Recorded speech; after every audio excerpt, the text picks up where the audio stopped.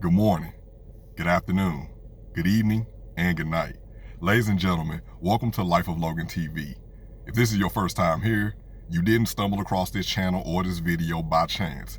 You're meant to be here because you're meant to be a part of the journey. And I thank you for being here. And if you're a returning viewer, I appreciate you for your continued support. Please make sure that you like the video, give it a big thumbs up, tell a friend to tell a friend, share it, and comment where, short drive down below. All right, y'all. So I just want to just talk about. I'm sorry. I'm just smiling because I'm catching myself. I'm recording it, so I'm looking at myself, but I'm catching myself, and this lighting is amazing. This little spot that I'm parked at. I just came from an appointment, so this lighting is like amazing where I'm parked at, and then on top of that, I look so young. Like I look so young. Like I don't look like in probably what is it now? Like a year and a half. I'll be, or a year and a half, or a year and change or whatever. Not fully 2 years, but soon. Let's just say that with the way time works out, I will be 40 years old. Like I will be 40 years old. Like y'all, I'm somebody's daddy. Like I'm somebody's father. Like, and look at me. Look how young I look. Like I look like I just, I look like I still got Similac behind my ears of breast milk or whatever the old folks used to say. But that's neither here nor there. That's not what the video is about. But hit the like button for me still looking good at this stage of life where people say she's supposed to be breaking down and I'm hitting my stride, and hey, we make it 40 look good again. What can I say? But today's video is about mirroring. Now, if you heard of mirroring, then you know what it is, but if you haven't, then I'll tell you. Mirroring is when you mimic someone's behavior, usually unknowingly, because when you're around somebody, it's the proximity problem, as I call it. Like when you're around somebody, you start to mirror their behavior, good and bad. You start to kind of like share their views, good and bad. You start to mimic some of their mannerisms and everything, and some of their tics and some of their anxieties. Anxieties become yours. It's just kind of like the proximity problem of like when you were young and you have friends from childhood who like some of your friends from childhood who like you were young and y'all were just ace boom coon, but that's because y'all live like right next door to each other, or y'all live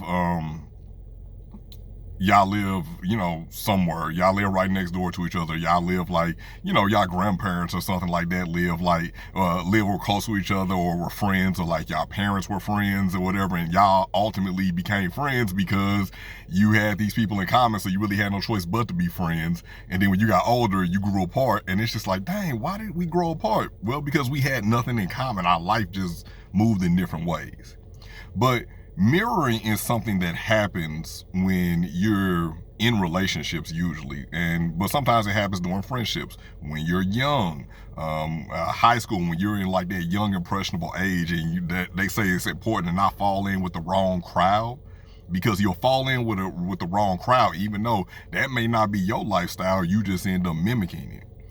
Mirroring has happened to me in previous relationships. It's happened to me in relationships where sometimes the person was, let's just say, a little rowdy, and they got more stuff started than booster cables, and it was just drama after drama after drama, and they were addicted to drama. And even though I wasn't a person who was addicted to drama, I was with them, and I became a person who was addicted to drama. I became a person who was just, quick to fight or whatever, and what I'm saying, it's whatever, like I'm on whatever you on. And that's a horrible way to be. And even when you're with somebody who is like an angry person or whatever, even if you're a calm, tranquil person, eventually they gonna rub off on you. They gonna rub off on you a little bit. My hand's kind of dry. They gonna rub off on you a little bit. They will rub off on you, and then you'll become that person. Like you're taking in like their bad qualities. Like you may be taking in some of their strengths, but you're also taking in some of their weaknesses as well. So, mirroring. You can mirror people in all these different kinds of ways. And something that I've experienced because in my evolution and everything, I'm becoming, or I've learned to become more expressive and more emotionally available. Like I was always emotional, but I would just keep it like shut off because I was always led to believe that men aren't emotional, men cannot be emotional. So I would just shut myself off. And being that I'm more emotionally available now and putting myself out there more emotionally, I have noticed that there are a fair amount of women who are not very emotionally available. And I'm like, what is this? Like, y'all supposed to be emotionally available. Like, and that could be, from what I've heard from a lot of women, they're no longer emotionally available because life has happened to them, and that's a whole nother video. I promise you, we will unpack. But it's about that you're shutting yourself off, and being that now I am more emotional, and I am now a person who is no longer shedding off that emotional side of me. Like I like to have these deep emotional conversations. I want to get to know you on an emotional level. I want to get to know you on a spiritual level. Like I want to get to know you on a deeper level other than physical, because at the end of the day, once the physicality fades, that's what we have left. Like this is how I really decide if I really like you, or if you really like me, or if we should even be mingling with each other. This is how we decide that. And I've noticed that there are people, a lot of women who are, again, emotionally cut off for reasons. And sometimes interacting with these people, depending on how long you interact with them, you end up just seeing things like, man, like, then, let me just stop for a minute. I end up kind of having to look at myself like a little bit like something's been kind of different about me since I met this person, which granted, you're going to be different or whatever, but it's the ups and downs, the ebbs and flows or whatever. Sometimes you're different in good ways, sometimes you're different in bad ways. And then I have to check myself with certain people because I'm like, yo, since I've started hanging around so and so, or even if it's not even like, it's like, it doesn't even have to be a romantic thing. It'd be just like a platonic thing or whatever, where, you meet somebody or whatever and you just strike up a kinship or something like that. I've always been able to make close friends with women than I am with other men because of the history or whatever. Like obviously I grew up in obviously I don't know me, but hi, my name is Steven. I'm a Taurus.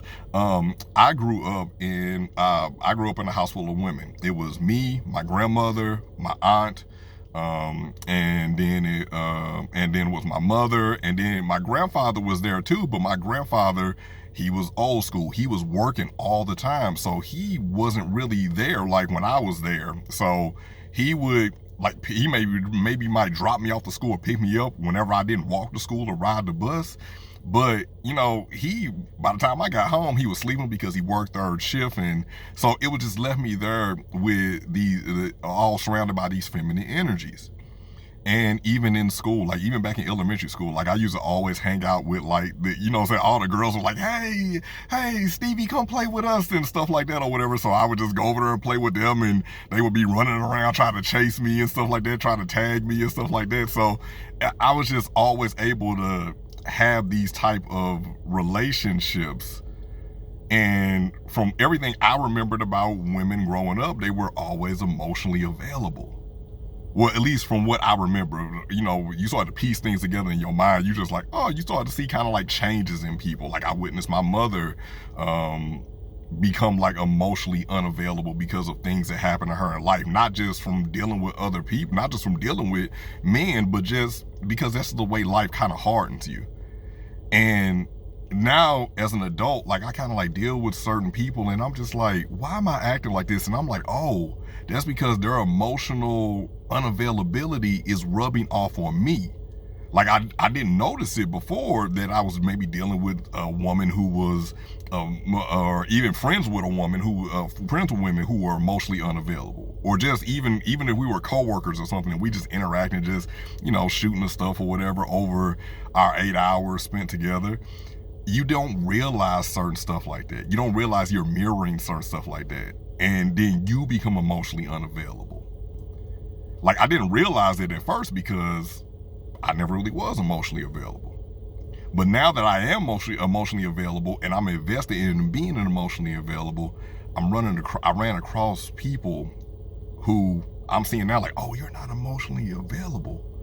Like, yeah, that's not gonna work for me or whatever. Like, I know I've annoyed some of my female friends and everything. They just like, all you want to do is talk about your feelings now and have all these deep conversations. And I'm like, yeah, I mean, yeah, true. I mean, we can still laugh and everything, but I'm not willing to let your emotional unavailability rub off on me.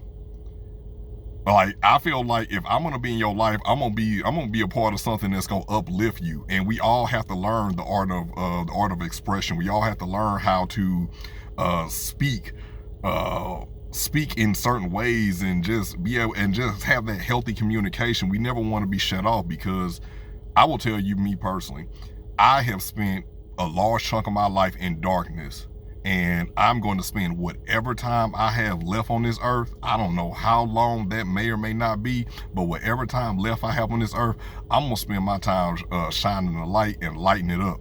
Now, my light may only be like the flicker of a match, but even in that moment with that flicker of that match, man, you'll be able to at least see something to light the way.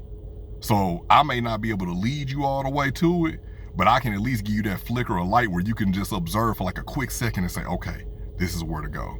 And that's what this channel is about. That's what this channel is about. It's one of the things this channel is about. So I appreciate you all, and just be careful with mirroring. And this is where, again, it becomes important to know who you are, to know yourself, because then you can start to notice when you feel yourself shifting around other people, and you can quickly identify it. And then you can decide if you want to keep dealing with that person, or, you know, if it's worthwhile, if it's a worthwhile connection, have a conversation. I'm always in favor of that. But you all, I'm going to get up out of here. I got to go on ahead and get going. Thank you so much for tuning in to Life of Logan TV. Remember, like the video, tell a friend to tell a friend, and if you want to comment, it's a short drive downtown to the comment section. As always, good morning. Oh, wait a minute. Hold up. This is the Express Yourself by Self, and now we can go and close it out. As always, good morning, good afternoon, good evening, and good night.